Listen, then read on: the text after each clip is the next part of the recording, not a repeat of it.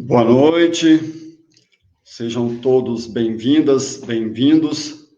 Mais uma live, né, que a gente chama de encontro fraterno, encontro esses que, primeiramente, têm feito muito bem à minha família, aos nossos companheiros de trabalho do Jardim Aeroporto, do Grupo Ame Sua Vida, mas um encontro que a cada semana foi se estendendo, tanto com relação à cidade de Franca, aos amigos do estado de São Paulo, mas a cada dia foi crescendo e com uma imensa felicidade. Hoje nós temos companheiros e companheiras de todo o Brasil e até fora do Brasil, alguns que estão morando fora.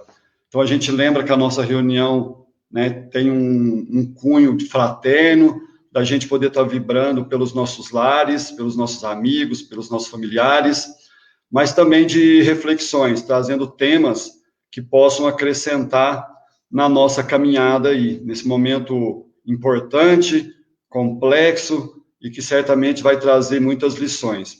A gente sempre lembra, para quem não estiver em Franca, para já ir colocando a cidade que está, para no final a gente poder não só agradecer, mas também mandar o nosso abraço fraterno, tá bom? Então, estejamos já nesse momento em vibrações, aqueles que momentaneamente ou passando por algum quadro de saúde, estamos juntos, se tiver algum nome para pedir preces, coloque, os que têm hábito de colocar água para ser fluidificada, certamente esse momento aí vai ser muito, muito especial.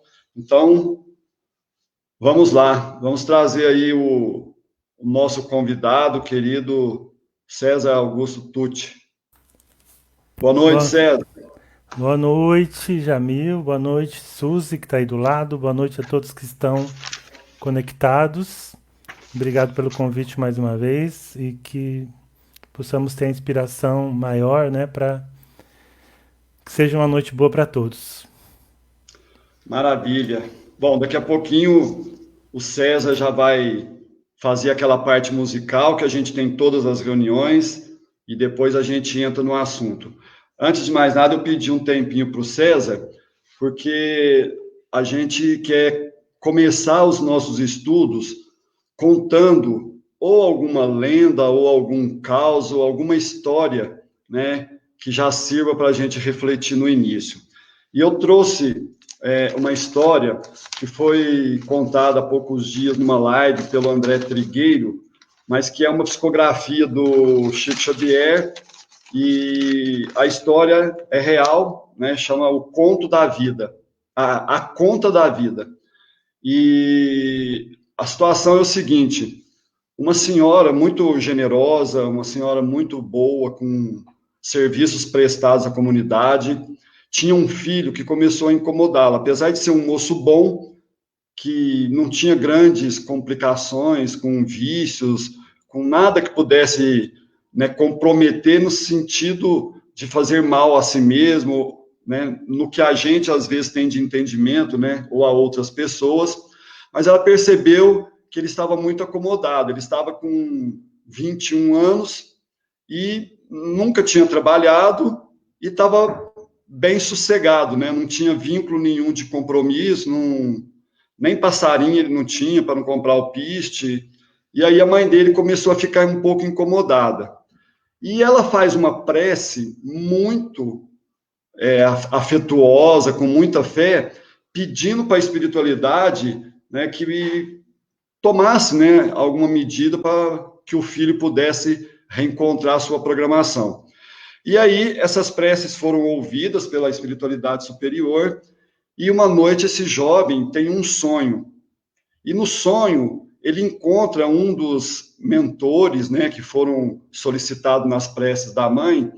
E aí esse mentor chega para esse jovem trazendo uma conta e fala para ele que ele precisaria, né, ver como que ele faria para pagar essa conta. E ele acha estranho, porque ele não lembrava de conta nenhuma, e ele pede esclarecimento, que conta é essa? E aí o mentor disse que até o nascimento dele, até hoje, né, com 21 anos, ele presta, né, um serviço de contabilizando o que foi necessário simplesmente para a sua sobrevivência. E aí o mentor fala quantos bovinos, quantos suínos, quantas galinhas, quantos ovos, quantos litros de leite, quantos litros de água, quantos frutos, verdura. E eram números assim, principalmente desses itens menores aí, muito grande. E aí ele pergunta para ele, falou, olha, até hoje você se lembra de algo que você doou, seja para alguém ou para a vida? Você já fez algo em troca para merecer isso? Nem a gratidão, né, você não tem expressado.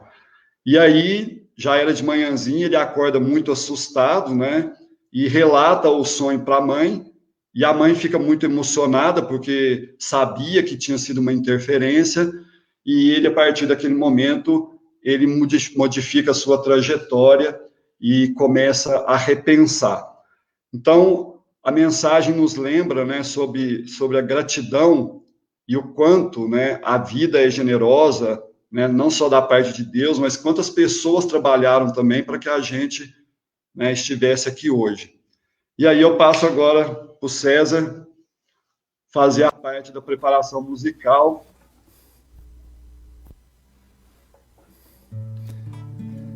Vamos lá, então. O sonho da pegada ecológica do rapaz. Vou cantar uma música que é de um francano, que eu acho um dos maiores letristas que tem. Ele é muito quietinho. Ele chama Osni Melo. E ele escreveu Quanto Tempo, que é uma música que imagina uma conversa entre a criatura, né, o ser humano e Deus. Primeiro o ser humano perguntando, e depois Deus respondendo na segunda parte, e depois os dois fechando esse diálogo. Quanto tempo?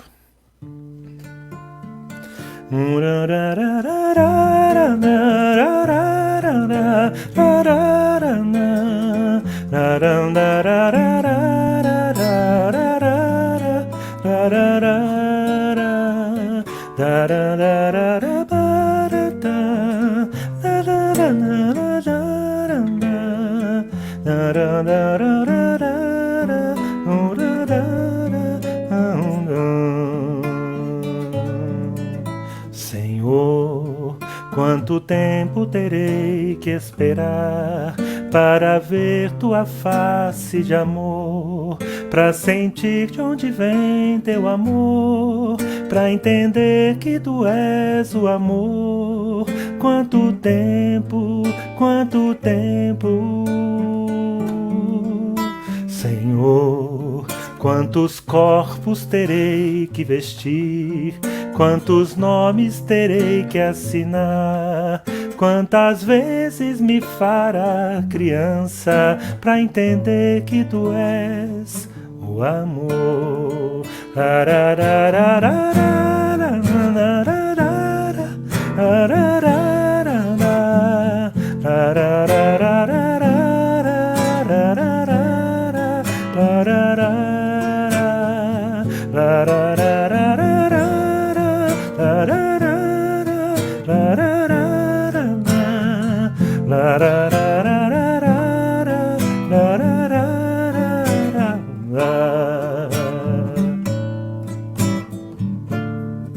Quanto tempo eu não posso dizer, pois que vai depender de você. O caminho eu te dei pra seguir, mas você só se faz repetir. Quanto tempo,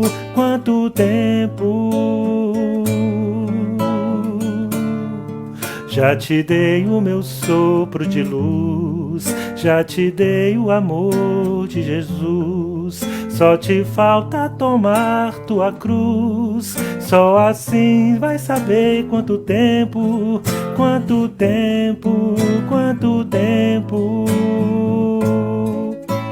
Deixa, Senhor, eu beber da tua fonte de amor e aprender a renascer sem perguntar quanto tempo. Deixa, Senhor, eu beber da tua fonte de amor e aprender a amar, pois sei que sou seu rebento. Senhor, quanto tempo terei que esperar para ver tua face de amor, para sentir de onde vem teu amor, para entender que tu és o amor. Quanto tempo, Senhor, quanto tempo.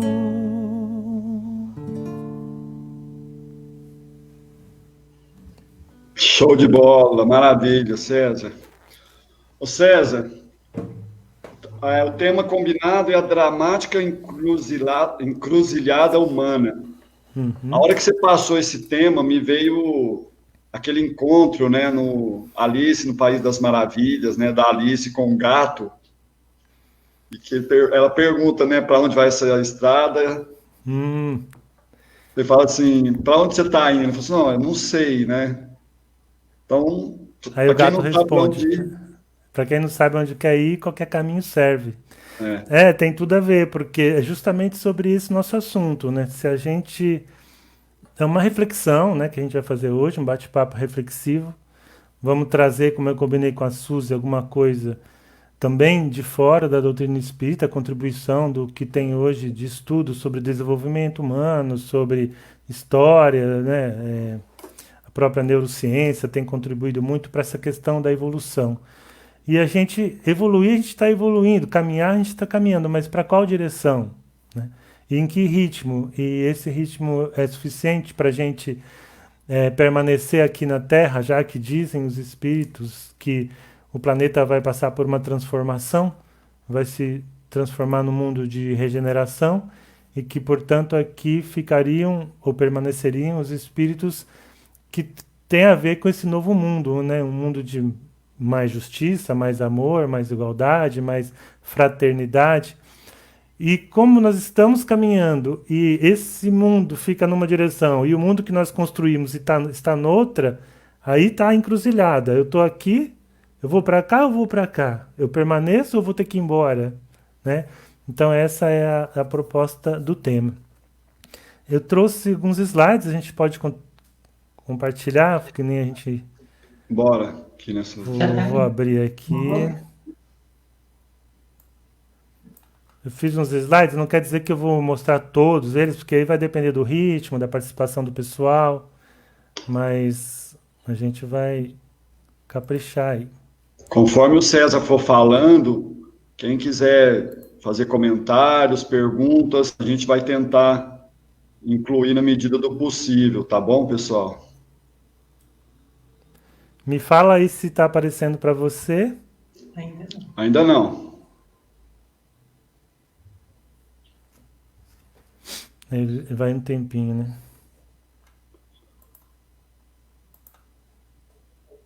Agora acho que foi. Foi, né? Sim. Então tá bom. Então vamos lá. Bom, a dramática encruzilhada humana. Isso, eu me inspirei num livro que eu gosto muito, que eu já recomendo, e não é um livro espírita, mas eu recomendo, que chama Ser ou Não Ser. É do professor Luciano Alves Meira, que ele chama Nossa Dramática Encruzilhada Evolutiva. Ele trata sob o ponto de vista humanista, da filosofia, da história, da biologia, da neurociência. Né? A gente aproveita algumas coisas, aqui a gente vai trazer para o nosso universo, mas é um livro muito bom. Então, inspirado nisso, a gente colocou essa dramática encruzilhada humana. E eu escolhi essa imagem, quando você coloca lá no banco de imagens, né, para ilustrar, tem imagens muito bonitas, de homens de terno, tem o trilho que vai para cá, outro vai para lá, aquelas mulheres de negócio, de terninho, de pastinha, flechinha para cá. Não, eu quis colocar gente, que nem a gente, assim, andando ali no metrô, porque é a humanidade mesmo, como diz no popular, é nós, né? É o nosso grupo que estamos vindo aí há milênios nessa caminhada. Hoje a gente está nessa encruzilhada que eu falei no início e a gente precisa saber se há uma saída. Eu acredito que há, claro, né? A doutrina espírita nos diz que há, mas resta saber se nós vamos achar essa saída. Ela existe, né? Que nem aqui no metrô, a saída existe, mas eu posso ir para o lado errado, né? E me perder, alguém vai ter que me reconduzir, talvez com certa dor, para a saída que me leva àquele caminho que eu desejo. Então, eu trouxe aqui, não se preocupem com palavras, com letrinhas pequenas, porque o importante é o que eu vou falar, tá? Isso aqui é mais para me conduzir e para dar uma roupagem gráfica à nossa conversa. Vamos falar rapidamente, mas bem rapidamente, sobre a nossa trajetória como ser humano. E para isso eu vou usar aqui peraí, daqui eu não consigo compartilhar, eu tenho que voltar lá. Vocês continuam me vendo, né? Sim. Tá. Eu tenho que vir aqui. Eu vou usar essa figura aqui, que é de um estudo que chama Dinâmica da Espiral, que tem a ver com esse processo evolutivo do ser humano, tá? Por isso ele se dá numa espiral. Por que a gente diz que a nossa evolução se dá numa espiral? Porque a gente não sobe assim reto, né? Tudo. Já sei que eu quero ser luz e vou direto para Deus. Não. Eu me demoro um pouco, eu subo um pouco, mas eu hesito um pouco, então eu fico naquele movimento meio lateralizado, meio para cima, meio lateralizado, meio para cima, segundo a doutrina dos espíritos, sempre progredindo, mas há momentos em que eu me detenho, né? E coletivamente, como civilização, há momentos até em que eu adoto posturas que pareceriam um retrocesso, não que sejam, mas é porque aquele avanço ainda não estava realmente efetivado, né? Quando a gente falar de racismo aqui, por exemplo, que a gente vai falar, poxa, então nós retrocedemos, né? Voltamos lá para o nível. Não, nós não retrocedemos aqui, a gente ainda não conquistou de fato esse patamar, né? A gente ainda está nessa hesitação. Tudo que eu falar agora é como coletivo, tá? Então vamos lá, vamos fazer uma viagem bem rapidinha na nossa história, tá? Então primeiro lá, 100 mil anos atrás, né? O ser humano primitivo, que estava ali totalmente carente, totalmente à mercê da natureza, nem tinha uma consciência clara de quem ele era, né? Então é a situação do bebê quando nasce, né? Ele se confunde com a própria mãe, ele não tem consciência de si mesmo, ele é totalmente frágil, totalmente dependente. Esse era nós lá no início da nossa história. E o estudioso aqui, ele dá uma cor para cada nível desse, tá? Então isso é o nível bege. Então, quando eu falar para vocês, a gente voltou para o bege, quer dizer que a gente voltou para essa coisa muito primitiva, né? Mas vamos lá. Depois vem o nível roxo. Então, o ser humano já começa a ter a consciência de si, começa a perceber que ele é mais forte se unindo a outros seres humanos, né? Então, e qual que é o lado forte dessa fase aí, de 60 mil anos atrás? É a vitalidade. Ele é muito ligado à natureza, ele segue os ritmos da natureza. Mas, ao mesmo tempo, qual é o lado, digamos, frágil, que às vezes pode virar patológico? É o lado da superstição. Né? Então, ele acha que, como ele não entende, como ainda não nasceu a ciência, nem a filosofia, muito menos, né, como ele está totalmente mergulhado na natureza, como enfrentando ali os predadores, tendo que se unir com outros seres humanos, ainda no início, agora que ele está começando a aprender que ele pode plantar, que ele pode criar animais, tudo, mas ele se sente muito frágil ante a natureza, então ele vê em tudo deuses. Né? Então a pedra é um deus, o sol é um deus, e tudo é uma questão dos maus espíritos contra os bons espíritos. Ele se sente assim, totalmente à mercê desse poder sobrenatural, que então, portanto, é um poder que está fora dele. Nós, eu falei do bebê, quando a gente cresce mais um pouquinho, a criança tem esse lado mágico, né? Acredita em fadas, duendes, em bruxa, acho que tem um monstro embaixo da cama. Então esse é um lado muito ligado a esse misticismo, essa coisa de que o poder, eu não tenho poder, eu estou à mercê de tudo e são os deuses que mandam. Às vezes, como eu brinco, às vezes até nós espíritas voltamos para o nível roxo. porque a gente acha que tudo é espírito, o espírito que me empurrou, o espírito que me fez agredir, o espírito que me fez ser mal criado, né?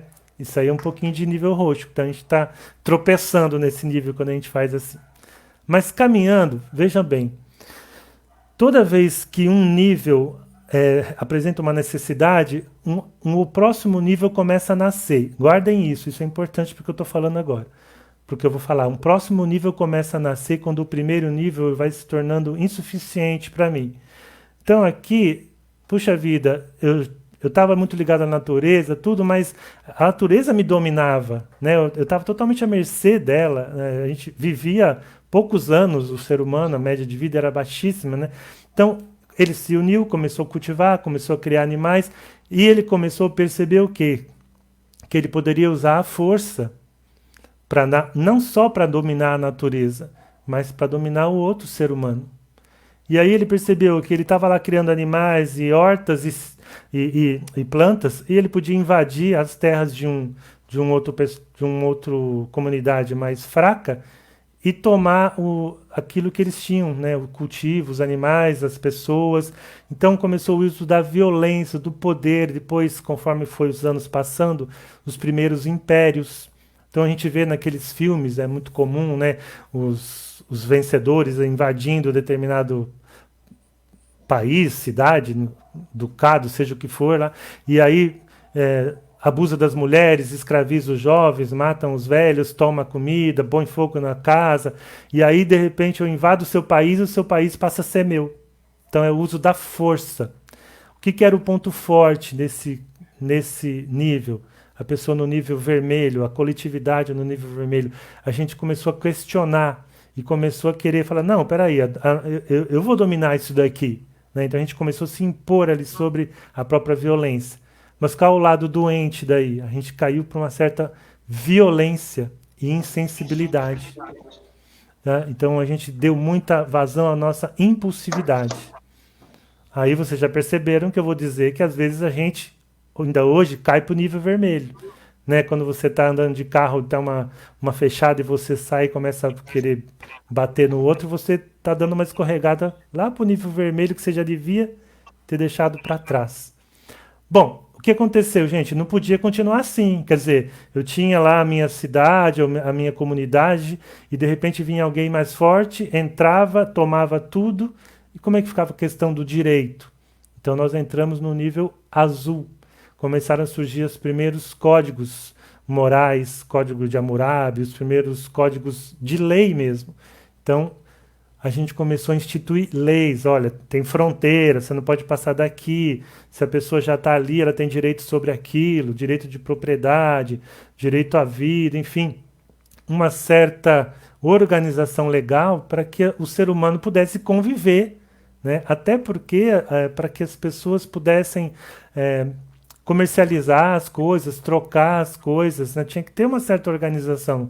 Não dava para ficar aquela bagunça, aquela barbárie. Então entramos no nível azul. No nível azul, então, o lado forte foi o fortalecimento das instituições. Começaram a surgir as instituições propriamente ditas, humanas, né? As organizações humanas. Qual é o lado doente desse nível? Quando se exagera na questão do legalismo, das verdades absolutas, então se parte para o fundamentalismo nas coisas. Já perceberam que nós às vezes também escorregamos para o nível do fundamentalismo, né? Em todas as religiões, quando a gente quer ser o dono da verdade, quando a gente quer impor a verdade, quando a gente quer usar a lei sem nenhuma compaixão, então a gente cai nesse mesmo problema. Bom, mas nós avançamos mais, o ser humano... Então veio a imprensa, depois veio o nascimento da filosofia, da ciência, e o ser humano percebeu que ele podia dar um salto bem maior. Né? E ele, uma vez organizados, como eu já não podia mais invadir o seu terreno e roubar a sua galinha, eu tinha que negociar com você. Né? E aí cresceu o comércio, a gente entrou nesse nível laranja, que é o que hoje predomina, para vocês verem que a gente não avançou tanto assim, né? Esse nível laranja é o que hoje predomina, que é esse da autonomia, da mente científica, do comércio, das conquistas da ciência, do avanço, do progresso, da tecnologia. Nós estamos Mas hoje, nesse nível, a grande massa, né? Não todo o planeta, que isso não é igual em todo lugar, mas a grande massa, estamos nesse nível. Qual que é o lado legal disso? Já falei, autonomia, mente científica, tecnologia, né? Hoje a gente tem, puxa vida, né? Estamos dando essa palestra aqui pela tecnologia. Mas qual é o lado doente, o lado patológico, que está às vistas de todos nós? O materialismo, né? A instrumentalização do ser humano a serviço, então, da produção de dinheiro, da produção de lucro, o lucro a qualquer preço. Né? Então, nós chegamos num ponto hoje em que quem manda no mundo é o capital, quem manda no mundo são as organizações, quem manda no mundo é o interesse financeiro. Né? E o que acontece? Nós estamos tendo várias pessoas adoecendo, num nível de depressão e de suicídio absurdo, e um novo nível de evolução começa a surgir. E eu acho muito bonito porque a gente vê isso nos nossos filhos. Muito, muito. Eu quero até ouvir a opinião de vocês depois, mas que é um nível que ele chama do nível verde, né? Que é esse do eu mais sensível. Esses jovens que têm essa preocupação, esse lado forte deles, que é o cuidado com o outro, né? O cuidado com os direitos humanos, o respeito ao outro, né? Como eu sempre brinco. Aqui eu tenho meus filhos, os enteados, a gente não pode mais fazer piadinha com nordestino, piadinha racista. Ele já vem com esse software instalado, eu costumo dizer, né? O lado perigoso, doente desse nível, que pode cair nesse, é o do narcisismo, né? Que a gente vê um pouco nas mídias sociais, esse culto a si mesmo, né? E que também passa a ser um exagero que também não agrega valor. Então vamos recapitular. Lá embaixo, então o eu impulsivo e arcaico. Então é o ser humano no nível bege mesmo, eu gosto dessa palavra, no nível bege, tudo primitivo, tudo no início ainda, ele nem sabe direito quem ele age de acordo, quer fazer xixi, faz xixi, quer fazer cocô, que nem um bichinho, né? Depois cresce o eu animista e maniqueísta. O que é maniqueísta? É o bem contra o mal, o espírito ruim contra o espírito bom, né? Então ele não é racional. Depois vem o eu poderoso e insensível. Depois surge o eu estável, mas só que às vezes cai para o fundamentalismo. O eu racional e utilitarista, que é o que predomina hoje no mundo business, né? E esse próximo, que é o eu sensível e relativista, que está nascendo, que considera as diversas posições, que fala, não é bem assim, temos que ver isso e aquilo. Se vocês olharem aí para o cantinho esquerdo, vocês vão ver que os 3 primeiros níveis, o bege, o roxo e o vermelho, está no nível egocêntrico. O que é egocêntrico? O que interessa sou eu. Tá? Então, lá, o eu primitivo era eu e a natureza, que era uma coisa só para mim. Depois, o eu com a minha tribo ali, mas sempre pensando em mim, só vivia em torno do meu umbigo, do meu quadrado, da minha bolha. Às vezes acontece hoje, né? E depois o eu poderoso e insensível. Interessava a minha vontade, interessava eu exercer o meu poder, interessava eu possuir. Os outros que se virem. Os próximos, os outros, o azul e o laranja, que é o das leis e o do progresso tecnológico, do comércio, tal que nós estamos hoje, já é etnocêntrico. O que quer dizer isso? O que importa é o meu, eu e os meus. Então, olha só, mesmo no laranja aí, que com todo esse avanço, com toda essa tecnologia, o que interessa como que é lá, América grande outra vez, né? Então, os americanos estando bem, não importa o mundo. Ou se o cara torce para o meu time, o resto não quero saber. Se meus filhos estão bem, estão empregados, que me importa quem está na rua desempregado? Ele que tivesse meritocracia, né? Então é esse nível que nós estamos predominantemente. O nível verde já parte para o nível pluralista, que é pensar em si e em todos os outros também. Ainda não é o nível mais avançado, porque quem é do verde, vocês vão entender, ainda veja bem, até o verde, conforme a pessoa vai evoluindo, ela vai falando mal dos outros, entendeu? Então, por exemplo, o cara que hoje está no verde, então ele é vegano, vegetariano, ele respeita isso, aquilo, mas aí ele fala mal de quem não respeita e ele vai lá, quer obrigar. Isso do lado patológico, né? Não do lado equilibrado, não seria assim.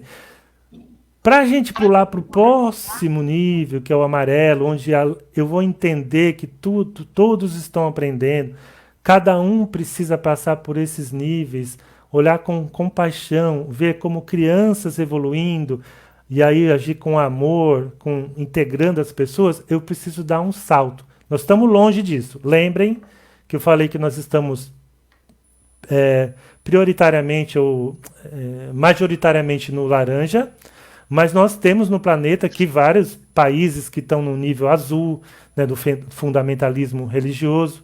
Nós temos no mundo e até no Brasil algumas instituições caindo lá para o azul e para o vermelho, né, querendo trazer de volta um fundamentalismo, um moralismo, uma questão de impor crenças, inclusive de misturar religião com o Estado, que é lá do nível azul, né, que já deveria ter ficado para trás. Então, são estágios que estão aí se influenciando, mas o nosso destino é a evolução. E aí eu trago isso, já vou te passar a palavra, para dizer... Peraí, deixa eu pegar a próxima tela aqui. Primeira coisa que eu preciso dizer. Esses níveis são que nem essa bonequinha aqui, que é a matrioska, né, que é a bonequinha russa. Vocês já viram isso aí? Já. Vai pôr uma dentro da outra, né? Fica uma... Então, a gente tem dentro de nós todos esses níveis aqui, gente. Né? Tem hora que você deixa o vermelho vir à tona, tem hora que você vira meio que um fundamentalista, você quer obrigar a pessoa a pensar como você, né? É normal, só que assim, a tendência evolutiva é a gente ir guardando a experiência do nível, digamos, inferior e vivendo mais intensamente o nível superior, onde nós estamos. Mas, se a gente tendo todos os níveis, a gente aproveitando o lado bom, porque lembrem que todos eles tinham um lado bom, a vitalidade, a força de questionar, o fortalecimento das instituições, a capacidade de ser autônomo, o cuidado com o outro. Então é isso que é o legal, é isso que a gente pretende. Primeira coisa que eu queria dizer é isso. E a segunda coisa, antes de te passar a palavra, agora falando para um outro ponto de vista, olha só, trazendo aqui os filósofos, tá? Filosofia para quem gosta. Nesses níveis mais baixos aqui do bege, do roxo e do vermelho, eu estou vivendo o amor eros, que era o amor que nasce da carência. Então eu não tenho, eu quero. Então eu digo que eu amo. Tanto que é assim que quando eu passo a ter, às vezes eu não amo mais, porque como eu não tenho mais, eu não desejo mais, então eu não amo mais. Então é um amor muito condicionado, né? É um amor da carência. Esse é o amor predominante nesses níveis iniciais. Depois eu passo para o amor filia, que é um amor doação, um amor por afinidade, um amor por amizade. Mas existe um amor superior ainda, que Jesus nos trouxe, que é o amor ágape, que é esse amor incondicional, olha só, por afins e não afins. Ou vocês acham que Jesus só amava quem pensava como ele, né? Não, né? Então, imagina, se Jesus fosse corintiano, ele amaria o palmeirense. Isso é inconcebível aqui, né? A não sei que seja seu filho e tal. Mas com ele não tinha isso. Então, esse amor aí, a gente não chegou nele. Tá? Isso é um vir a ser. E aí a gente pergunta, trazendo para nós aqui, se isso puder representar aqui o planeta de provas e expiações, até o verde. O verde já sendo a transição para o planeta de regeneração. Então, onde a gente iria para o amarelo, onde está ali o... Eu não falei, né, do amarelo. Eu esqueci. O amarelo, qual que é o forte dele? Visão sistêmica. E ele o que pode falhar no nível amarelo? Ele não agir porque ele acha que tudo tem seu tempo. Eu vou falar sobre isso um pouco mais tarde, sobre esse não agir porque acha que tudo tem seu tempo. Então ele fica tão iluminado, tão próximo de Deus, tão próximo do Emmanuel, de André Luiz, de Kardec, de Bezerra, que vem todas as noites falar comigo e aí eu não ajo, porque eu já estou iluminado, eu já estou com eles. Então esse é o perigo desse nível, tá? E depois no nível turquesa, ele nem existe no planeta ainda. Então uma visão metasistêmica, você vê tudo como um só, você se sente um com o todo, um com Deus, um com seus irmãos, você praticamente é como se você se anulasse para ser um com o todo. Então isso aí eu não vou nem falar porque nem tem palavras para dizer. Então voltando aqui, como é que a gente dá esse salto, Jamil? Como é que a gente passa o planeta de regeneração? Deixa eu tomar água para você falar das pessoas que estão aí e tal. Não, aqui, né, quando você comentou a questão das crianças, né, a gente já tem muitas experiências, né, até de cuidado do planeta, cuidado dos animais. Eu mandei um vídeo, parece que ontem, de uma criança que tem uns gestos muito espontâneos. Ele, acho que provavelmente todos ou quase todos viram, né? Quem não viu, eu mando depois. A hora que ele doa o pão para a criancinha, né, que está ali num lugar muito fragilizado, muito pobre, ele não tem nenhum gesto de recuar o pão. Ele fica com o pão o tempo todo, a criança vai pegando um pedacinho, e aí, de repente, com as duas mãos, ele vai lá e entrega o pão. E depois também ele vai lá e abraça outra criança. Né? E a hora que você estava falando aí do holístico aí, que às vezes ele cruza os braços, a gente tem que pensar muito nisso, né? Porque às vezes tem um pensamento assim, Jesus está no leme, ele sabe o que faz, né? Uhum. Mas ele sabe. Essa figura dele está no leme, precisa de alguém para remar, né? A gente tem hora que o vento é favorável, mas tem hora que precisa remar, né? Então, você está falando aí desse salto, eu acredito, e até nas cartas recentes aí, né, que estão se falando muito aí do movimento espírita, de Kardec, né, está se falando também, não só nessa visão aí da evolução individual, né, o Kardec já alertava para as questões sociais, né, que dizem respeito a todos nós, né, é impossível ser feliz com alguém sofrendo ao meu lado, né? Como que eu vou aspirar a ir para um mundo superior deixando para trás, né? Talvez nessas cores, né, que mostram aí, e eu queria também te perguntar aí, César, né? A visão que a gente sempre tem é que não retrocede, né? E isso é muito real. Mas quando a gente tropeça e tem comportamento dos anteriores aí, é falta de autoconhecimento, é porque a gente achou que tinha conquistado e não conquistou, conquistou, não perde mais. Como que é essa questão? Você já acabou falando algumas coisas. A gente vai falar um pouco mais sobre isso mais para frente, mas assim, só para a gente ir costurando. Sim, o Espiritismo diz que nós não retrocedemos. Tá? É fato. Se eu já conquistei determinado nível evolutivo, ele está conquistado. O problema é que a gente... primeiro, às vezes, a gente estaciona às vezes. O problema é que às vezes não fazer o bem, não fazer o mal, já acaba sendo um certo mal. Não, eu não faço mal para ninguém, mas também não está fazendo bem, e isso também não está contribuindo. Mas terceiro, como eu disse no início, às vezes a gente achava que tinha aquele patamar já consolidado. E agora eu estou falando como coletivo, mas claro que isso pode ser visto pelo individual também, né? Existem duas situações aí que eu posso lembrar aqui. Às vezes você volta para um nível... lembra que eu falei que ele está dentro de você? De qualquer forma, eles estão dentro de você. Um exemplo que a gente dá no curso, porque todo esse material eu uso profissionalmente, né? O exemplo que a gente dá no curso, você assistiu o Náufrago? Sim. Com o Tom Hanks. O Tom Hanks, ele era empregado de uma empresa típica do nível laranja, que era FedEx ou a DHL? Uma dessas duas, né? FedEx. Empresa multinacional, com ações na bolsa, muito, muito bem articulada no mercado, uma típica representante do nível laranja, e ele também era o típico homem do nível laranja. Ele queria entregar resultado, né? Ele queria entregar tudo até no dia do Natal, né? Ele queria entregar o último pacote e tal. Quando o avião dele cai e ele vai para a ilha sem roupa, sem comida, sem nada, sozinho, ele volta ao nível bege. Não que ele quisesse. Ele estava fragilizado numa natureza que era totalmente hostil a ele. Rapidamente, obviamente, ele vai atravessando aqui. Ele passa pelo nível roxo, ele começa a conversar com a bola, com o Wilson. Wilson! Que cena inesquecível aquela. A gente chora, né, quando o Wilson vai embora. O Wilson era uma bola. Né? Mas a representação do outro que nós temos tanta necessidade, né? E, enfim, essa é uma situação, tá?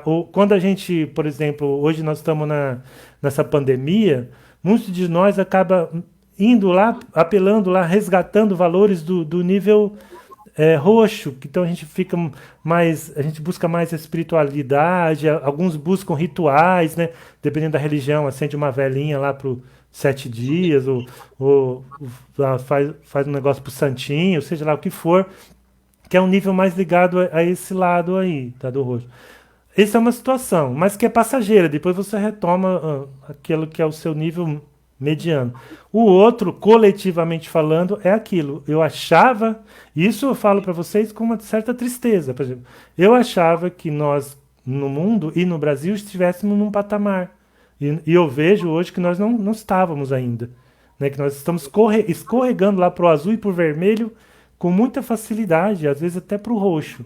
Né? De uma maneira patológica, não do jeito equilibrado, assim, no meu modo de ver. Então, são essas situações aí. Na verdade, como coletivo, e por isso que eu coloquei, aproveitando a ideia do nosso professor, a dramática encruzilhada humana, porque olha assim, você olha para você agora como coletivo, num planeta onde a pessoa negra ainda é morta com um ajoelho no pescoço, você tem que olhar para você e pensar, peraí, né? Que caminho que eu estou realmente querendo seguir? Eu vou mesmo para esse planeta de regeneração que tanto falam?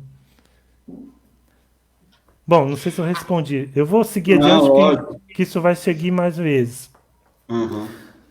Bom, se nós vamos dar esses saltos, se nós vamos dar, o que nós temos que fazer? Você já me trouxe um pouco a chave, né? Aquela música... É impossível ser feliz sozinho. A gente sempre interpretou eu precisava ter um companheiro ou uma companheira para ser feliz, né? Mas a gente também pode trazer para um outro lado. É impossível ser feliz sozinho no sentido de que, enquanto houver tanta injustiça e tanta infelicidade no planeta, como é que eu vou ser feliz se eu sou co-criador? Eu sou co-criador dessa sociedade que aí está, né? Então, eu preciso intervir, eu preciso trabalhar para melhorar isso. Tá? Depende também de mim. E aí, tudo que depende de mim, eu trouxe essa frase do Bill O'Brien, que é um CEO de uma grande empresa, aí que ele falou: o sucesso de uma intervenção depende do estado interior de quem intervém. Vou repetir. O sucesso de uma intervenção depende do estado interior de quem intervém. Então, o que eu vou fazer depende do que vai em mim. Jesus não falou lá do que está cheio o seu coração, a boca fala do que está cheio o coração, né? Em outras palavras, é bem isso. Né? Então, o que vai em mim, dependendo do como eu me vejo, de como eu vejo as coisas ao meu redor, vai depender do jeito como eu ajo. Se eu estou com medo, com ódio, com indiferença, isso tudo vai refletir na minha ação. Se eu estou com amor, se eu tenho compaixão, se eu me interesso pelo outro, eu vou agir de uma outra maneira.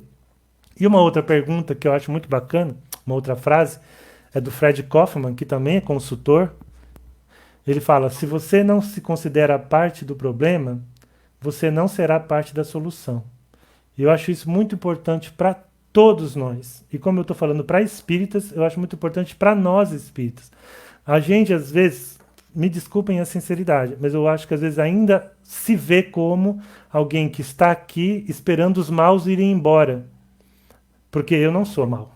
Né? Então eu leio lá e falo assim: o planeta de regeneração, quando só espíritos bons aqui estiverem, reencarnarem, e aí eu acho que eu vou ficar, inclusive, né? E sim, uma certa pretensão, por um lado, e por outro, eu considero uma certa folga. Eu já falei isso em outra palestra, é muita folga.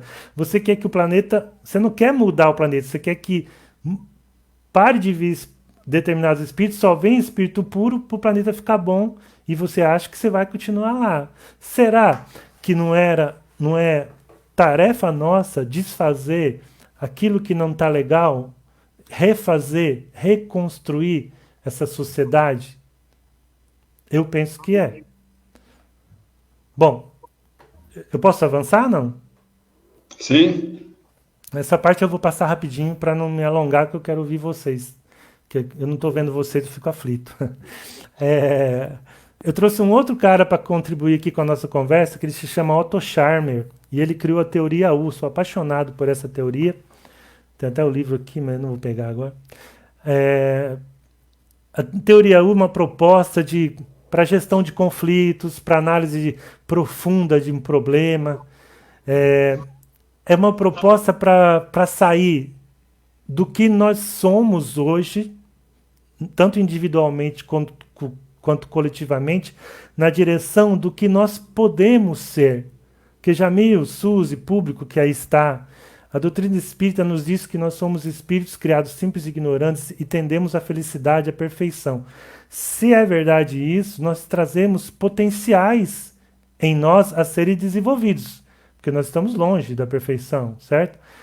Acontece que a ciência, a filosofia, a psicologia, principalmente a psicologia na área da psicologia positiva e na psicologia humanista, ela vem falando já há algumas décadas, e agora mais depois dos anos 90, aqui quando surgiu a psicologia positiva, vem falando a mesma coisa, que nós temos potenciais maravilhosos que precisam ser desenvolvidos, que é para que a gente chegue a ser algo mais próximo daquilo que a gente realmente pode ser. Né? Ou trazendo para a linguagem dos espíritos aqui, para que a gente se aproxime do modelo de Jesus, né? Ou do homem de bem. É que essa palavra para mim está contaminada, mas está lá. Não, essa expressão no livro dos espíritos está o homem de bem, então vamos considerar aquele homem de bem lá do livro dos espíritos, que é aquele que procura todo dia ver se fez tudo bem que podia, se não fez o mal, se contribuiu para uma sociedade melhor, né? Em outras palavras. Então, essa teoria dele fala o seguinte: para a gente dar esse salto, nós vamos ter que olhar para nós, coletivamente, e ver. Nós vamos ter que olhar com olhos de ver, o que é difícil. Por quê? Porque nós trazemos muitos pré-julgamentos. Eu vou ter que olhar e encarar, porque há dores, ou como o Eckhart Tolle, lá o Tolle, o do Poder do Agora, ele diz que existe um corpo de dor, né? Ele usa esse termo, que é tanta dor, tanta mágoa, tanto ódio em determinados setores, dimensões da nossa humanidade. Nós vamos ter que olhar para isso com olhos de quem quer resolver. Gente, olha, não quero mais, sabe, o palestino brigando com o judeu, o americano brigando com o chinês, o sei lá, né? Não vou falar em política aqui para não cair em outros campos, mas, enfim, as polarizações que nós temos hoje, nós vamos ter que uma hora olhar para nós e falar, tá, o que nós vamos fazer com tudo isso? Então, ele propõe um caminho que eu vou falar rapidinho agora. Tá? Ele diz assim, ó, a gente vai ter que ter a mente aberta. Primeiro, parar de recuperar os padrões do passado. Quando você quer resolver um novo problema com as ferramentas velhas, às vezes você se dá mal. Né? E a gente ainda está um pouco assim, a gente quer resolver problemas de hoje que são muito mais complexos com modelos antigos. Dá uma certa nostalgia, porque como a gente não está conseguindo resolver, aí as pessoas falam, era bom no tempo que tinha o exército nas ruas, era bom no tempo que na escola a gente tinha que fazer fila por um passo para frente e a gente não podia abrir a mão que a professora dava uma palmada na nossa mão, sabe? Fica com essa nostalgia, querendo recuperar coisas que não cabem mais aqui, né?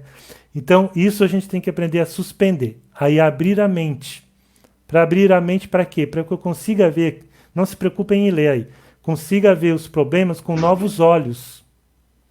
Eu tenho que ver com os novos olhos aquele problema, o meu irmão, a minha comunidade, o meu país. Eu tenho que abrir o coração, e abrir o coração é sentir junto. Não dá mais para o cara ficar encastelado lá no gabinete lá do governo, seja em que país for. Não dá mais para eu ficar lá na sala fechada da minha empresa. Não dá mais para eu ficar no quarto mandando meu filho, cala a boca, você tem que me ouvir. Não dá mais. Eu tenho que ir junto, sentir junto, abrir meu coração, deixar que a outra pessoa me mostre, reconhecer que eu também contribuo para aquele problema. Jamil e gente, eu fico até. Eu contribuo para o racismo. Eu contribuo para LGBTQA-fobia. Eu contribuo para a xenofobia. Eu contribuo para o machismo. Pequenos detalhes. Então, quando a gente se junta, vamos supor essa questão do machismo. Você fica falando, é mimimi, não sei o que, mas junta com as pessoas que sofrem aquilo, junta com um adulto, com quem é contra, com quem é a favor, se for numa escola, com a aluna, com o professor, com o pai, com a faxineira. É o campo, sentir o campo, todo mundo envolvido. Aí você começa, puxa vida, eu não sabia que aquela piadinha que eu fazia tocava assim nessas pessoas. Eu não sabia que quando eu escrevia tal coisa na carta, isso incentivava tal postura. Bom, abrir o coração. E depois abrir a vontade. E sabe o que é o legal disso aí, gente? Eu fico empolgado, começo a mexer na cadeira. É que abrir a vontade é realmente querer resolver. Você que é casado com a Suzy aí, sabe muito bem, quando um casal tem um problema, se os dois não quiserem de fato resolver, por menor que ele seja, pode dar até em divórcio.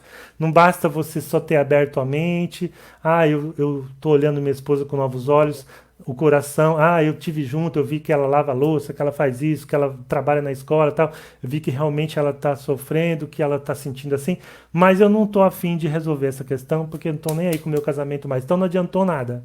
Então, o que é legal aí? A gente tem que aprender aí a deixar ir aquilo que não serve mais para nós como humanidade. Não serve mais o autoritarismo, não serve mais a violência, não serve mais a desigualdade absurda, não serve mais.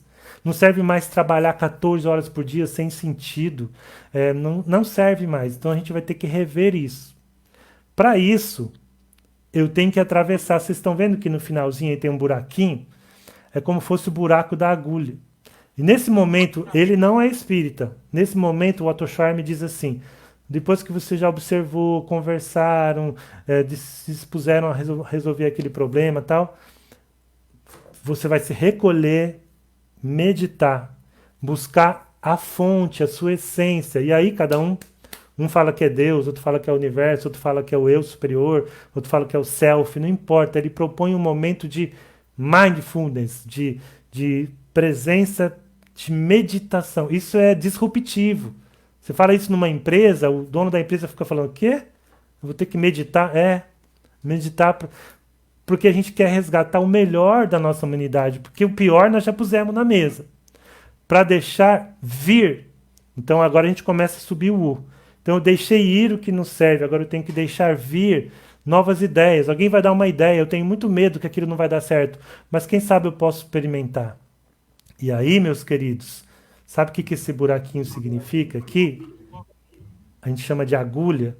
Lá no tempo de Jesus existiam alguns buracos na muralha das cidades que eram muito estreitos. Aqui não dá para ver direito, eu não achei uma foto decente, mas eram buracos muito estreitos para não passar muita gente, porque era para o controle da cidade. Então, quando chegava um camelo para passar nesse buraco que chamava agulha, e por isso Jesus falou, é mais fácil um camelo passar pelo buraco de uma agulha do que um rico entrar no reino dos céus. Aí você fica imaginando a agulha de costurar e um camelo passando ali, né? Não, a agulha era uma fenda no muro. O camelo não passava, por quê? Ele estava cheio de bagagem. O que eu tinha que fazer? Tirar a bagagem do camelo e atravessar só o camelo. Depois eu levava a bagagem. Então nós estamos nesse momento. O que nós estamos trazendo de bagagem que não nos serve mais, que nós temos que abrir mão do nosso egocentrismo, do nosso orgulho, sabe? A gente tem que deixar para trás. E aí a gente vai experimentar as coisas que vierem como intuição, como ideia, como proposta, até a gente tentar chegar na solução. Olha só, gente, eu estou terminando essa parte, tá? Tá vendo as bolinhas aqui?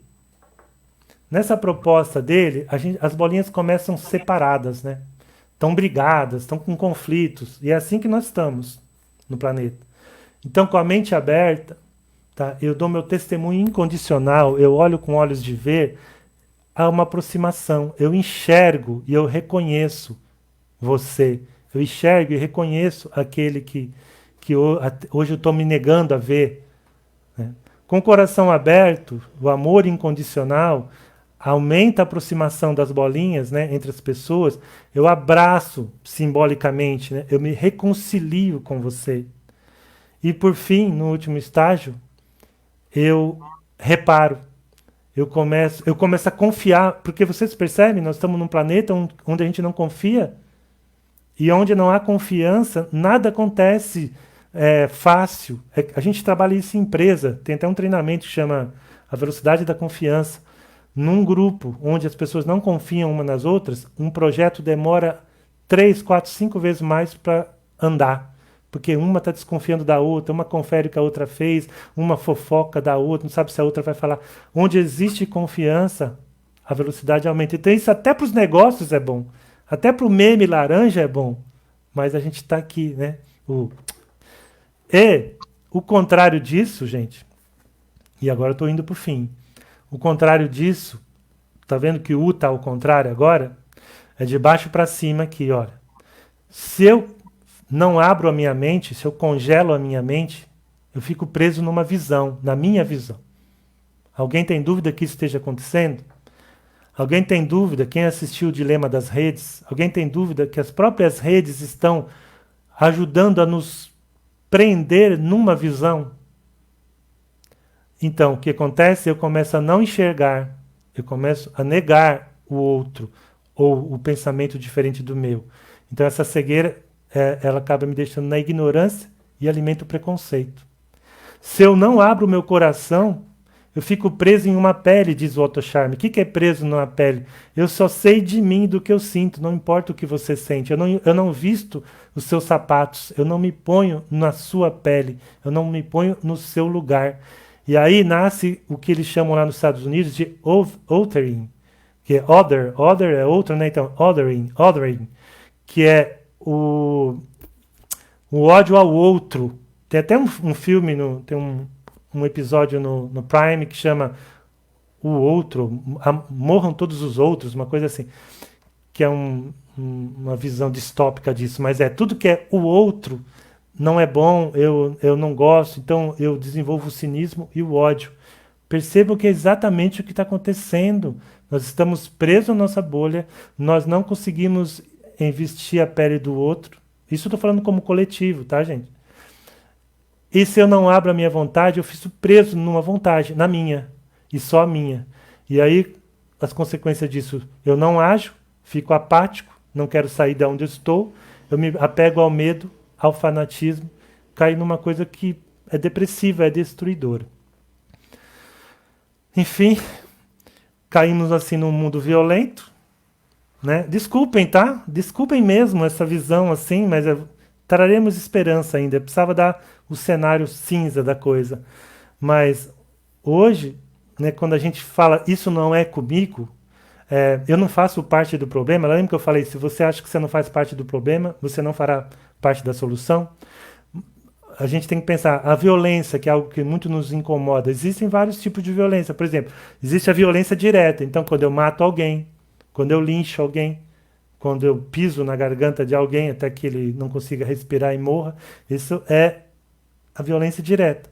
Mas existe a violência estrutural, né? Que, por exemplo, os níveis chocantes de desigualdade. Isso é violento, gente. Enquanto passa um Boeing automático, tudo maravilhosamente, que custa lá, sei lá, 400 milhões de dólares, passa assim na beira da pista do aeroporto lá da Índia, crianças estão fazendo cocô no chão porque elas não têm nem vaso sanitário. Isso é violento, é uma favela imensa lá. Eu esqueci o nome, eu sempre confundo, não é Dubai, eu sempre confundo porque é parecido. Mas isso é violência também. E a violência atencional, que é eu não enxergar os outros em termos do quem eles são e do quem eles poderiam ser. Então eu nego eles a oportunidade de crescer. Eu crio uma massa de excluídos, sou indiferentes a eles. Né? Então, quando eu não dou educação de qualidade, isso é violência. Quando eu não dou saúde de qualidade, isso é violência. E a minha pergunta é: se nós somos co-criadores, em que nível eu estou contribuindo com isso? O que eu posso fazer? Porque eu quero ir para o mundo de regeneração. Eu quero sair dessa encruzilhada para o lado mais feliz. Porque, olha, eu anotei aqui saco de batata, que era para eu lembrar. Se você, o autor aqui, o Carl Rogers, quem estuda desenvolvimento humano, educação, deve conhecer Carl Rogers, é um psicólogo. Ele fala assim que uma vez ele morava num casarão que tinha um porão.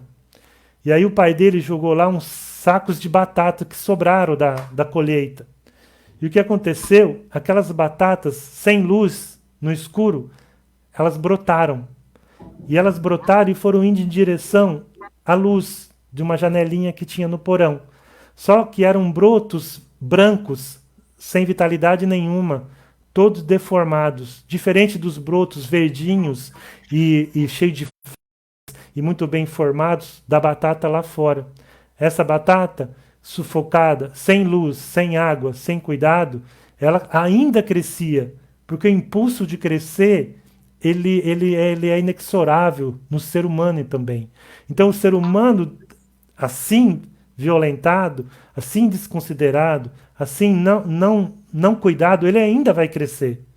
Mas vai crescer violento, revoltado, vai crescer de uma maneira torta, digamos assim, distante das possibilidades que estão aí, gente, e que dependem da nossa vontade de oferecer educação, de oferecer arte, de oferecer esporte, de usar o dinheiro para o bem, né? Pensa bem, ó, hoje eu estava falando ontem com um amigo meu, tem um avião, um caça, que ele não precisa nem mais fazer assim para voar, ele voa para cima, né? Que nem helicóptero, depois ele vai. Então, nos hidroaviões, né? Eu falo assim, cada pisadinha que o cara dá sei lá se tem pedal aquilo, é $5.000. 5 mil, 5 mil, 5 mil. Só de gasolina, de tecnologia para guerra. Imaginem tudo isso voltado para o desenvolvimento integral dos potenciais humanos que todos nós temos. Imagina aquela parábola de Jesus: eu tenho um talento, você tem 2, você tem 5. Quando eu voltar, quem tinha 1 vai ter 2, quem tinha 2 vai ter 4, quem tinha 5 vai ter 10, ou mais, ou mais, ou mais. Né? E para isso a gente, como sociedade e inclusive como espíritas, precisamos abrir a mente, abrir o coração e ter vontade de trabalhar para chegar nesse mundo de regeneração, não por uma higienização do planeta. Arranca todo espírito ruim e põe os bons. Aí é fácil. Aí é que nem fala, ser técnico de time, super time, né? Mas eu quero ver você pegar um time mediano e fazer virar um super time. Então é aqui que eu paro, por enquanto.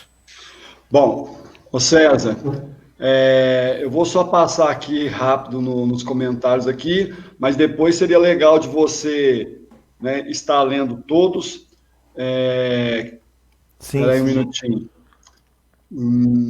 A Karen comenta, né, que a humildade vai ser um dos grandes sentimentos necessários para essa transformação.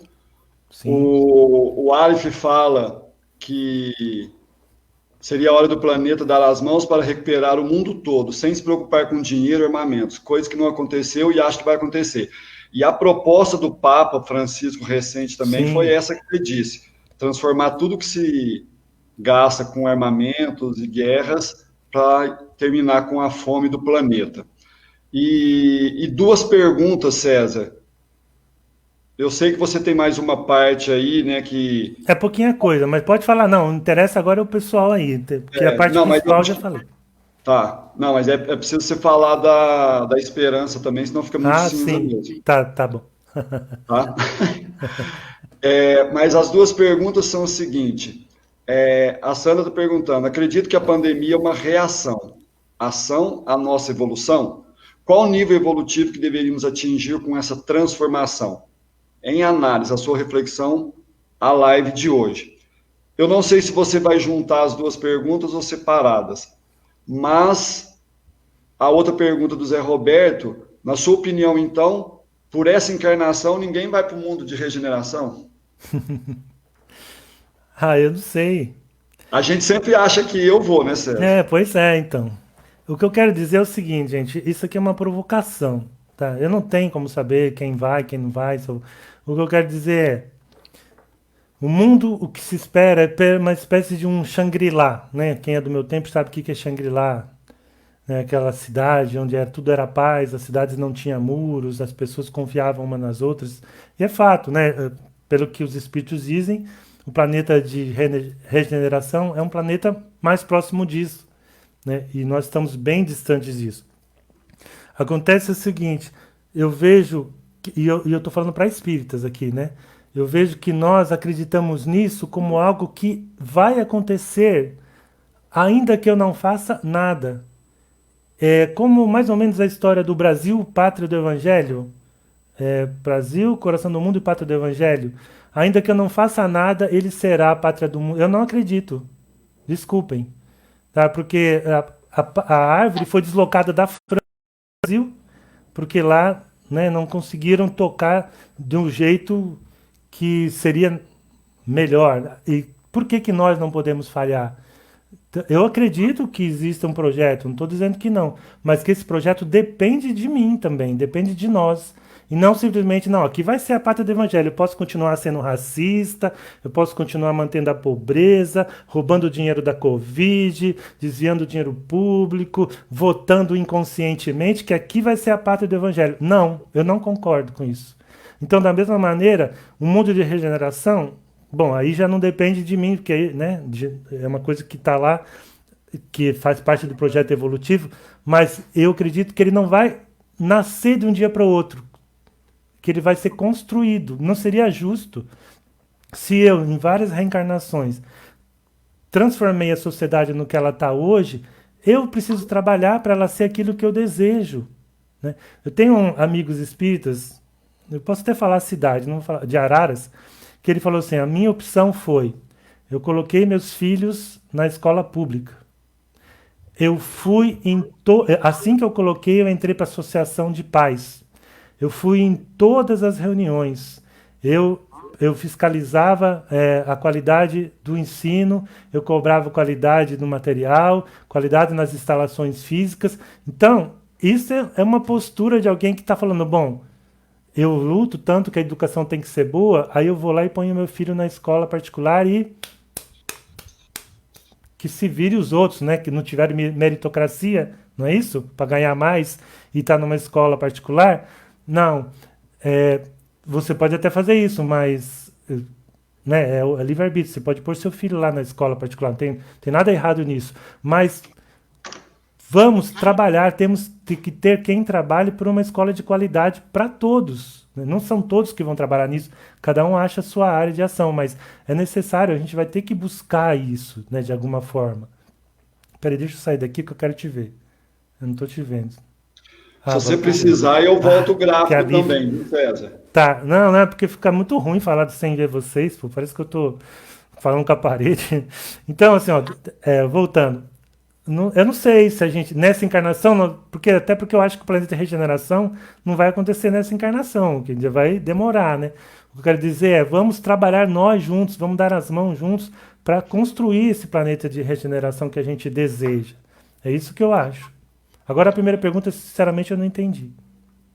A outra pergunta está tentando relacionar se a pandemia ela veio em função de nos dar um impulso para isso, a mexer com alguma coisa, Ah, tá. a colaborar Então, com isso. eu acho, independente do motivo, né, por trás do que aconteceu, né? Uma vez perguntaram para o Einstein assim, se a vida tinha algum sentido. E o Einstein falou, olha, se a vida tem um sentido ou não, isso é meio assunto para teólogo, para filósofo, né? Eu não sei se a vida tem um sentido. Agora, o que eu sei é que aquele que não conseguir encontrar um sentido para a sua vida, provavelmente será infeliz toda a sua vida. Nós temos necessidade de encontrar o sentido. Então eu vou dizer a mesma coisa. Eu não sei por que a pandemia surgiu do ponto de vista espiritual, lá da espiritualidade, melhor dizendo. Mas o que eu sei é que nós temos que encontrar sentido, nós temos que tirar uma lição disso aqui. E algumas são muito evidentes, né? A primeira delas é o próprio vírus, que é não adianta eu cuidar só da minha casa se o vizinho do lado não fizer o que ele tem que fazer, que nem a dengue, né? Se ele não tampar a caixa d'água, se ele não se higienizar, se não fechar o aeroporto aqui, se não fizer assim lá, o vírus vai chegar em mim. Segundo, estamos todos interdependentes. Isso é uma coisa que a gente hoje não tem mais como dizer que a gente não sabia, que nós somos todos interdependentes. Que o que acontece numa cidade rural lá da China, menos dias pode me afetar aqui. Então aquela criança que hoje eu estou vendo fazendo cocô no chão, ao lado do aeroporto lá na Índia, porque ela não tem vaso sanitário, porque ela não tem casa decente, isso eu estou falando para nem falar do Brasil, para não dar confusão, em algum momento aquilo vai me afetar, aquilo vai me atingir. Porque aquilo vai gerar doença, aquilo vai gerar violência, aquilo vai gerar massas de refugiados quando explodir determinadas revoltas. Né? Então, os refugiados já vinham demonstrando que somos uma aldeia, né? Que já se diz isso desde os anos 60. A pandemia vem demonstrar que nós somos todos massa da mesma matriz, né? Somos todos irmãos, a mesma dor do outro pode me alcançar, e que nós vamos ter que cuidar um do outro. Vamos ter que olhar um para o outro com mais amor, com mais compaixão. Mas, aí de novo, né? Eu vou pedir desculpa de novo. Sinceramente, eu esperava que depois de 7 meses de pandemia, nós tivéssemos com as almas mais amainadas, mais pacificadas. E não que nós estivéssemos nesse clima que nós estamos no planeta agora, somente agora com a aproximação das eleições, a coisa já viu, né?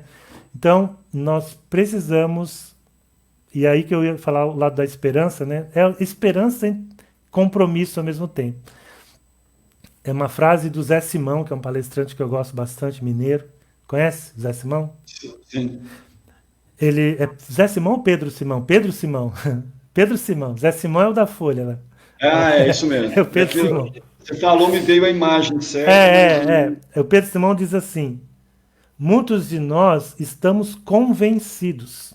Então, nós acreditamos realmente que existe Deus, que existe alma, a vida depois da morte, existe reencarnação, etc.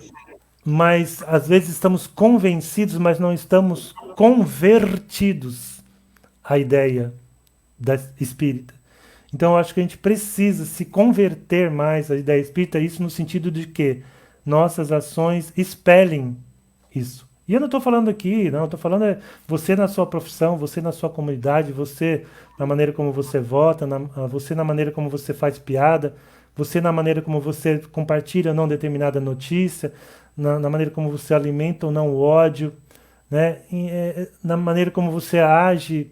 Porque assim, a gente tem mecanismos para falar que aquilo não é com a gente. Então, por exemplo, eu só estava obedecendo. Ou, todo mundo faz assim. Ou, não, aí foi só uma brincadeirinha, uma piadinha, só porque eu chamei o cara disso ou daquilo, né? Então, é a amenização da coisa, né? Ou a gente... a difusão da culpa. Sabe pelotão de fuzilamento? Dizem que só uma dos fuzis lá tem uma bala de verdade, o resto ou um ou dois, e o resto é bala de festim. Para que cada um daqueles atiradores possa pensar diante da sua consciência que não foi ele que deu o tiro, que matou. Né? Então, essa é a difusão da responsabilidade. Fala assim, não, eu joguei óleo na pia da cozinha, mas não é o meu óleo que poluiu o rio, entende? Isso aí é porque, sei lá, não, entendeu? A gente tem que mudar. O Haroldo outro dia falou uma coisa numa palestra que também me marcou, que ele falou assim, não tem novidade no que nós estamos fazendo. A gente já vem fazendo isso há muitos séculos. Só que antigamente tinha 1 milhão de pessoas, 1 bilhão, 2 bilhões. Hoje nós somos 7 bilhões. Então, fazer xixi na piscina com uma pessoa, às vezes não dá para notar. Mas se você coloca 100 pessoas na piscina e todas fazendo xixi, começa a aparecer. Né? E é mais ou menos isso que está acontecendo com o planeta, moralmente falando. Então, não dá mais. Diante dessa encruzilhada, evangelho, nós vamos ter que retomar lá as bases do amor, da caridade, do perdão, da compaixão. Acho que a gente vai ter que revisitar cada parábola, né? A parábola da samaritana, estudar a história daquilo. Por que a samaritana era mal vista? Porque ela era de Samaria, ou seja, ela torcia para o time de lá, né? Não torcia para o meu time, né? Mais ou menos. Eu não quero falar de outras coisas para não entrar em outras camadas. Mas então ela não tinha valor. Mas aí Jesus foi lá e conversou com ela, né? E falou coisas maravilhosas. Jesus se cercou de apóstolos, acho que não tinha como ser diferente, mas ele deu maior moral para as mulheres. A primeira que ele apareceu foi para Maria de Magdala, né? E depois apareceu para mais uma e para mais duas, se eu não me engano, depois que ele foi ter com os apóstolos. Enfim, a gente precisa retomar isso tudo e falar assim: eu estou apenas convencido ou estou de fato convertido? Eu vou trabalhar agora, a partir de agora, para esse planeta de regeneração, para quando os espíritos mais avançados começarem a reencarnar em maior número, encontrarem já meio caminho andado, ou eles vão ter que começar do zero e me tirar daqui, porque, sei lá. E o César, a gente normalmente fala muito do macro e a solução que você falou no início passa pelo que a gente pode fazer mais próximo, né? Então, assim, por mais que a gente queira evitar, o aspecto político ele é importantíssimo nisso. A Graziella, há pouco tempo, colocou aqui no coisa que sem justiça social não vai ter nada disso que você está falando, impossível, né? Então, o momento pede solidariedade, né? Não só por causa da crise, mas não existe caminho sem a solidariedade. Então, a gente tem uma nova oportunidade agora de começar a ser mais consciente, a realmente ver quem que nós vamos escolher na nossa cidade, mas também fazer parte, né, das sugestões. Passou a eleição, o que eu posso fazer para a comunidade? Né? A gente tem que criar um movimento aí, né, positivo. O Vinícius está até perguntando aqui, né, segundo o horizonte lúcido, né, da lei do progresso, a solidariedade é o único caminho, né? Sim. Mas por que a gente não é efetivo nisso, né? E é uma coisa que me preocupa, é a gente justificar a injustiça com a lei de causa e efeito.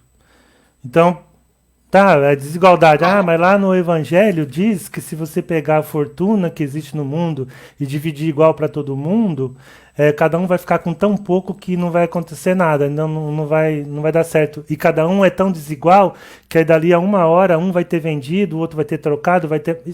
É verdade, esse raciocínio é verdade, mas não dá para parar aí. Porque se você for lá no Livro dos Espíritos, também fala que a desigualdade e a injustiça abissais como estão são obras humanas, né? Uma coisa é talentos diferentes.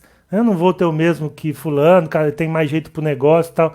Dentro de um certo nível, uma coisa é pelo menos o mínimo de dignidade, né? Sim. Agora, outra coisa é você falar que 1% do planeta retém 60% da riqueza do planeta.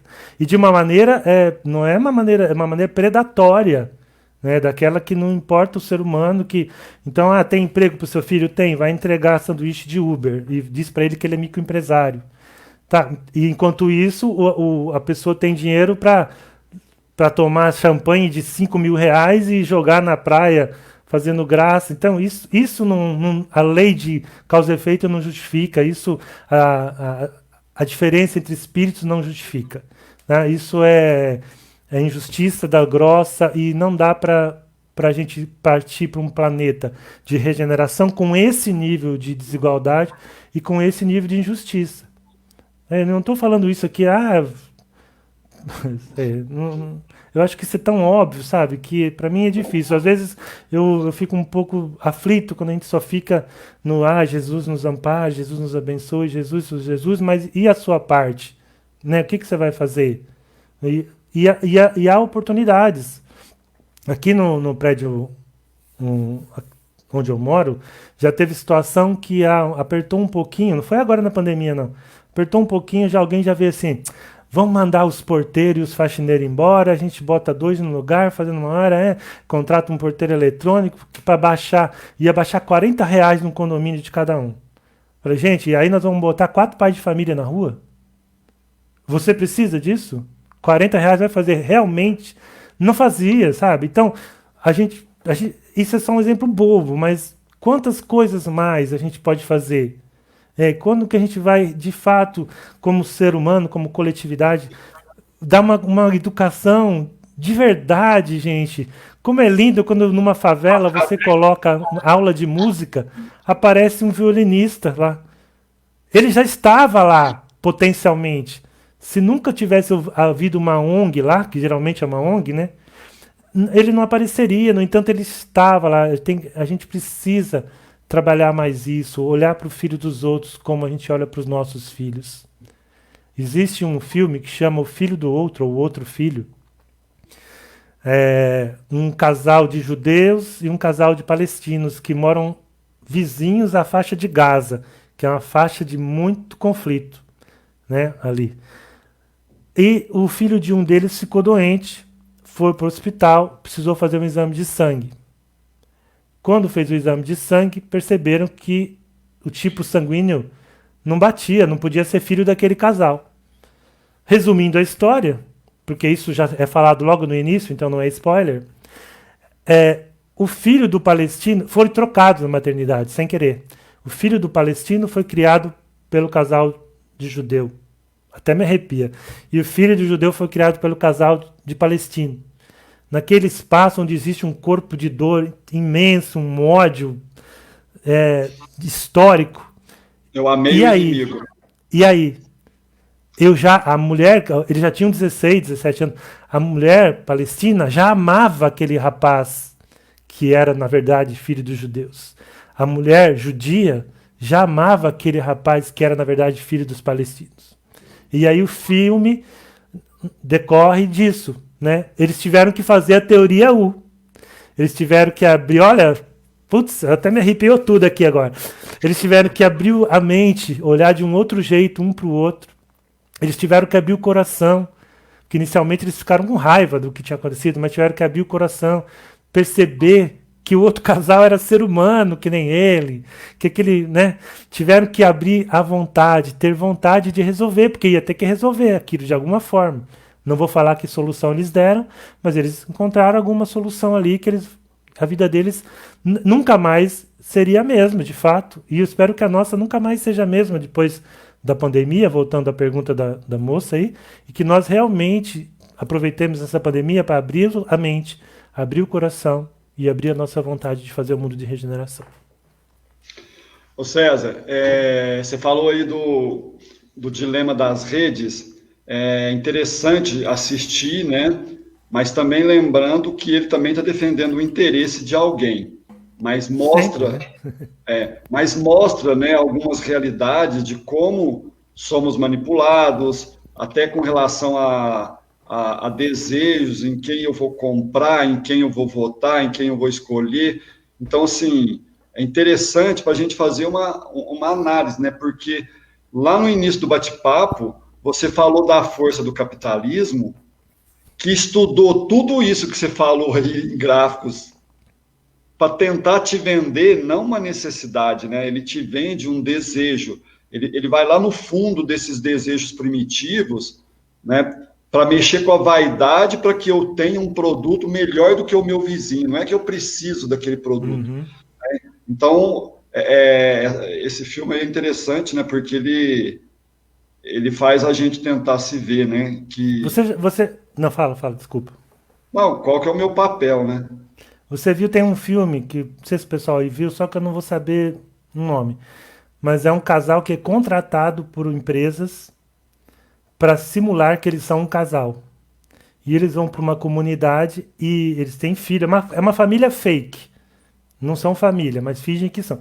E eles compram o carro, a melhor televisão, e eles fazem festa. Então, as pessoas vão na casa deles e aquilo todo mundo da comunidade fala, mas se ele comprou aquele carro, eu também posso comprar. Se ele tem aquela televisão, nós não vamos ficar para trás também. E o filme tem até um fim pesado, e é psicologicamente muito forte esse filme. E quando eu falo isso, não tô querendo dizer, então acaba o capitalismo, né? Antes que alguém venha falar aí. Não é isso. Mas eu não sei qual vai ser o caminho. A teoria U, que eu acho bonito nela, é que ela não parte só, vamos fazer a teoria U para instalar tal coisa. Não. Nós vamos fazer a teoria U para descobrir que solução nós vamos encontrar para um futuro que está nascendo, que eu nem sei direito qual é, Jamil. Os nossos filhos estão entrando na faculdade para prestar cursos que servem para determinadas profissões que daqui a 20 anos talvez não existam mais. Então, a gente não sabe. Então, a gente tem que estar irmanado, de mão dada, de coração dado, de verdade, aberto ao amor. Não tem outra palavra, né? A fraternidade mesmo. Só, nós temos que ir junto nessa, gente, né? Aquela coisa, ninguém larga a mão de ninguém. Porque é junto que a gente vai caminhar. Eu tenho aqui, estou vendo até daqui, tem um livro que chama Capitalismo Consciente. Então, tem um pessoal que eu sigo que eles falam em economia regenerativa, que é aquela economia que não ataca o meio ambiente, que tenta regenerar algumas coisas que foram depredadas pela economia tradicional. Enfim, as pessoas estão buscando soluções, mas é preciso buscar, é preciso agir. É preciso que a gente trabalhe, porque não basta a gente dar os nó e agora, não é comigo, deixa os espíritos bons vir aí que eu quero ficar aqui no planeta de regeneração. Bom, César... Passou do tempo, né? Não passou não. É que o tempo sempre vai ser curto quando é uma conversa necessária para a gente, do momento. Mas nós vamos ter outros momentos. O Chico Breda está falando que o filme chama Amor por Contrato.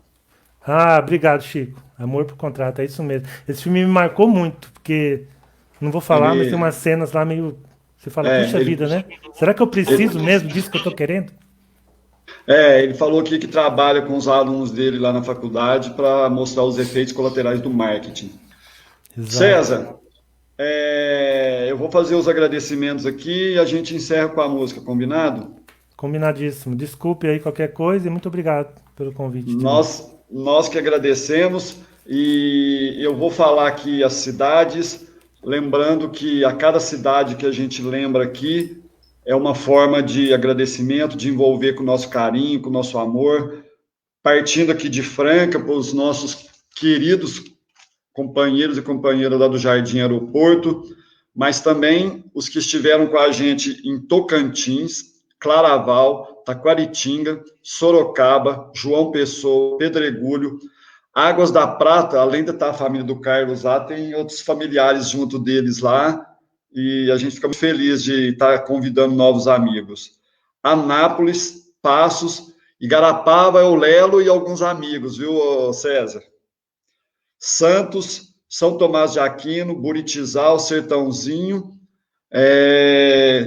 Portugal, Malta, e eu não sei se você viu a live da Renata de São Tomás de Aquino, César. É uma que nós estamos marcando visita e ela pediu... E ela está sempre nas lives, ela comenta pra caramba, né? Ela falou que quando você vier a Franca, ela queria que você fosse lá cantar para ela, porque ela é apaixonada em música. Legal. O Lelo tá mandando um abraço. Pessoal, todos... Tem um pessoal de São José dos Campos também aí, que eles não se manifestaram. São José dos Campos. Deve ter outros. Ribeirão Preto também sempre tem. Orlândia. Pessoal, uma semana abençoada para todos. Muito obrigado pelo carinho. Recebam também, né, o nosso carinho. A semana que vem, nós vamos ter a Manuela Rocha. Ela é psiquiatra infantil. Ela tem um trabalho fantástico sobre valorização da vida, ela dá um apoio para a gente no nosso projeto de valorização da vida. Então, nesse momento em que a psicologia, a psiquiatria, todos esses aspectos aí são muito importantes, vale a pena a gente estar junto para aprender, para refletir, para compartilhar. Tá bom? Um beijo a todos. César, com você, querido. Eu vou encerrar com outras moradas, já que a gente está falando de planetas, né?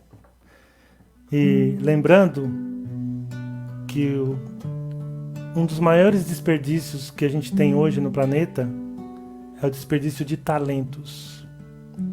Então, se cada um de nós se dedicasse a investir no desenvolvimento dos próprios e dos talentos alheios, daqueles que estão sob nossa responsabilidade, de alguma forma, a gente já teria contribuindo muito para um mundo melhor. Né? Tem tanto artista, filósofo, pensador, escritor, arquiteto, pintor, futebolista, esportista, escondido em cada uma dessas crianças que aí estão e que poderiam estar fazendo arte, esporte, cantando para esse nosso planeta e para o planeta que virá, porque há muitas moradas na casa do nosso Pai.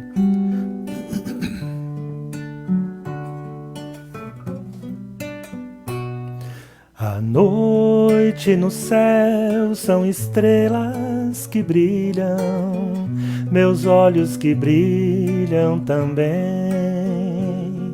Descobrem no céu mil sinais que cintilam, sem ver todas elas, porém.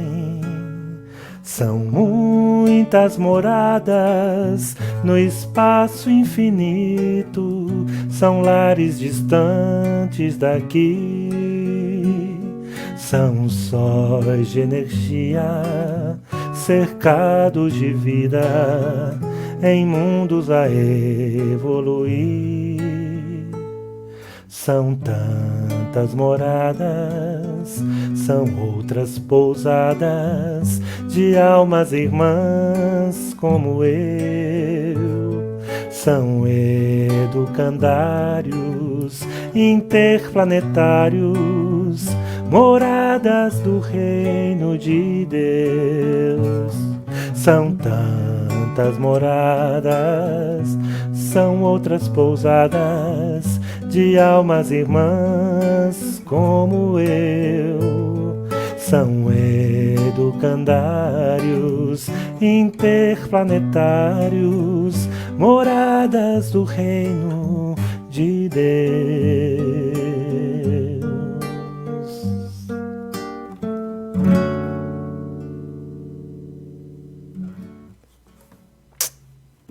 Obrigado.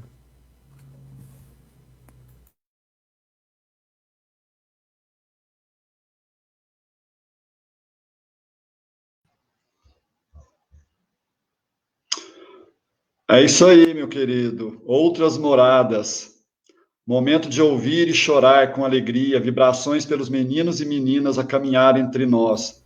Que possamos ajudá-los a terem despertados seus melhores sentimentos e talentos. Tucci, novamente obrigado. Analice Silva. E depois os outros você acompanha lá, tá bom, César? Tá bom, depois eu vejo com calma. Pessoal, obrigado, viu, gente? Nós que agradecemos, César. Um beijo a todos. Reforçando o que o César falou aí, vamos colocar os nossos talentos à disposição do planeta e certamente a gente vai estar contribuindo muito, porque todos nós temos muitos e muitos talentos. Uma boa noite a todos, que Jesus nos abençoe.